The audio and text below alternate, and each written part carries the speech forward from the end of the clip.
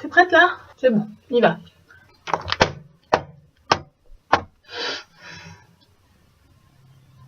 Mais ils font des travaux pendant que j'enregistre mes vidéos. Ah non!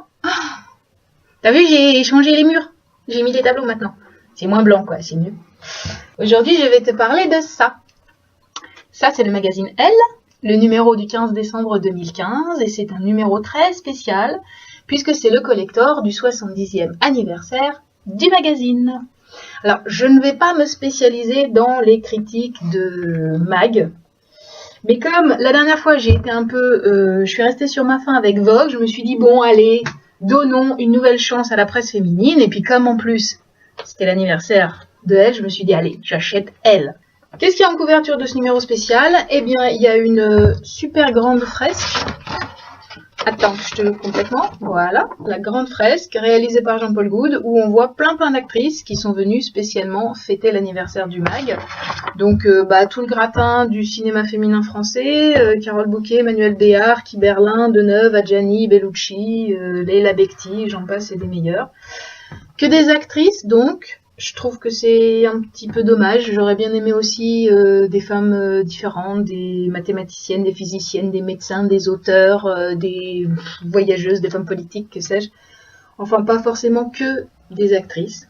Par rapport au contenu rédactionnel, quand même, ça tient vachement mieux la route que Vogue. J'en veux pour preuve que Vogue, je l'avais lu, et quand je dis lu, ça veut dire vraiment tous les articles. Hein. Je l'avais lu en une quarantaine de minutes, tandis que là, le Elle, pour le lire en intégralité, il m'a fallu 2h30 à peu près. Au niveau de la pub, par contre, c'est à peu près le même combat. Là, on a 400 pages. Sur les 400 pages, tout compris, c'est-à-dire à la fois les pubs normales et puis aussi les opérations promotionnelles du magazine même, qui vante certains produits, qui fait la promo de certains produits. On est donc sur 400 pages, on est à 156 pages de pub, ça fait à peu près 38% du mag, donc la part de pub reste conséquente. Pour le reste, qu'est-ce qu'on trouve là-dedans? On trouve toutes les rubriques habituelles du magazine, les rubriques culture, les rubriques beauté, les rubriques mode. Il y a aussi les petites fiches cuisine qui vont bien. Comme c'est le 70e anniversaire, il y a aussi des articles un petit peu Happy Birthday. Notamment, il y a un trombinoscope de toutes les personnes qui travaillent à la rédaction. Il y a eu aussi un survol des couvertures, donc depuis 70 ans, avec un petit côté vintage qui n'était pas dégueulasse. Maintenant, les moins du magazine, la première chose, donc c'est cette histoire que ce sont des actrices qui fêtent le truc. Des actrices, que des actrices, que des actrices. Je trouve ça quand même un petit peu dommage d'avoir mis en avant que des femmes dont le métier est essentiellement tourné vers l'image, vers l'esthétique et vers la maîtrise du corps. C'est vrai que ça m'aurait plu d'avoir une autre représentation de la femme, quelque chose qui passe un peu moins par le glamour et les paillettes. Donc ça, c'était ma première frustration.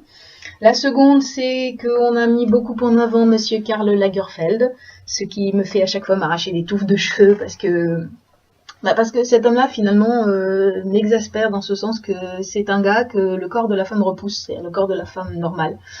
Et il aime les femmes que quand elles sont décharnées. Donc ça m'agace que dans un magazine qui est censé célébrer la féminité, on nous mette toujours ce type-là en avant, alors que lui, personnellement, il n'aime les femmes que quand elles sont tout ce qu'il y a de osseux et de maigres et de maigrissines. Bon, ça m'agace un petit peu, voilà. Il y a aussi un truc qui m'a extrêmement surprise, voire interpellée. Le magazine a organisé un sondage avec l'Ipsos. Ils ont interrogé les femmes en leur demandant qu'est-ce qui est absolument essentiel à leur bonheur. Et 91% des femmes ont répondu leurs enfants. Et ça m'a interpellée. Ça m'a vraiment interpellée. 9 femmes sur 10, pour 9 femmes sur 10, leur bonheur passe par leurs enfants. Ça me frappe parce qu'après finalement des années de combat et de féminisme, quand même les femmes restent un peu cantonnées dans leur rôle d'utérus reproducteur, finalement. C'est-à-dire que les enfants, pour elles, dans leur bonheur, ça passe avant l'accomplissement personnel, l'accomplissement professionnel, avant la vie amoureuse, avant la vie sociale, avant l'engagement citoyen, avant tous ces trucs-là. C'est surtout la progéniture qui compte et c'est ça qui les rend heureuses. Pour 9 d'entre elles sur 10, ça m'interpelle. Voilà, je trouve ça ni mal ni bien, c'est juste que ça m'interpelle un petit peu, quoi. Et puis dans le même esprit, à l'issue de la lecture, moi ce que je me suis demandé c'est, aujourd'hui finalement à qui il s'adresse ce mag? Est-ce qu'il s'adresse à la parisienne bobo? Est-ce qu'il s'adresse à la provinciale branchée? Est-ce qu'il s'adresse à la ménagère tendance? À qui est-ce qu'il s'adresse? Moi pour ma part, encore une fois, bon, même si disons, je n'ai pas pris de déplaisir à cette lecture, je peux pas dire que j'aurais envie de lire ça toutes les semaines. Je pense qu'à la fin, j'aurais la tête un peu trop remplie de superficialité, en fait. Et je crois que c'est ça ce qui me manque le plus dans un canard comme ça, c'est que je trouve que ça manque un peu de profondeur, ça manque un peu de...